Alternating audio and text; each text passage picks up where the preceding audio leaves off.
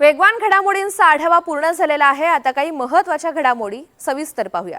अकोल्याचे मुद्रांक जिल्हाधिकारी किरण चौधरी यांच्या घरातून जप्त केलेली सर्व रोकड आणि सोनं सरकारी कोषागारात जमा करण्यात आले।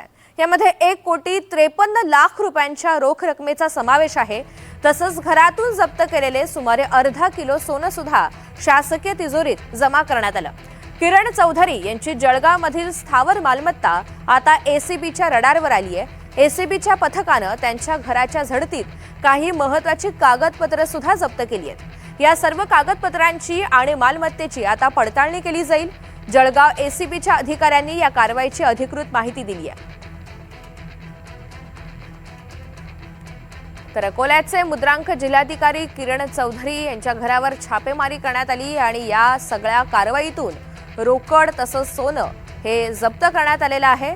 तुर्तास ही सर्व हस्तगत केलेली सोनं तसंच रोकड सरकारी कोषागारात जमा करण्यात आली आहे। या सगळ्या संदर्भात चौकशी केली जाते। या व्यतिरिक्त त्यांच्या घरातून काही कागदपत्रे सुद्धा ताब्यात घेण्यात आली आहेत।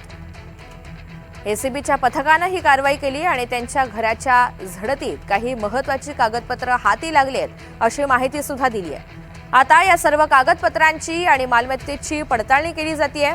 जळगाव एसीबीच्या अधिकाऱ्यांनी या कारवाईची अधिकृतरित्या माहिती दिली। 1,53,00,000 रुपयांच्या रोख रकमेचा यामध्ये समावेश आहे। तसंच घरातून जप्त केलेलं सुमारे अर्धा किलो सोनं सुद्धा शासकीय तिजोरीत जमा करण्यात आलं।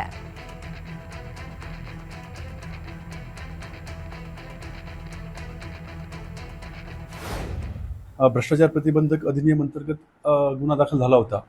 त्यांचे राहते घर जळगाव येथे असल्याने त्या संदर्भात सर्च वॉरंट काल घेण्यात आला आणि त्या सर्चमध्ये 1,53,84,630 रुपये एवढी रोख रक्कम, 60,88,551 एवढ्या मूल्याचे सोने व चांदीचे धातू व मौल्यवान दागिने, तसेच 62,13,376 एवढ्या किमतीचे प्रॉपर्टी संदर्भातले काही दस्तऐवज व घरातील वस्तू आणि इतर काही महत्त्वाच्या मौल्यवान धातूच्या विकत घेतल्याच्या पावत्या असे एकूण मिळून 2,94,64,847 रुपये एवढ्या किमतीचा मुद्देमाल कालच्या कारवाईमध्ये मिळून आलेला आहे आणि तो मौल्यवान जो मुद्देमाल आणि महत्त्वाची कागदपत्र आहेत ही सदरच्या झडती कारवाईमध्ये जप्त करण्यात आलेली आहेत।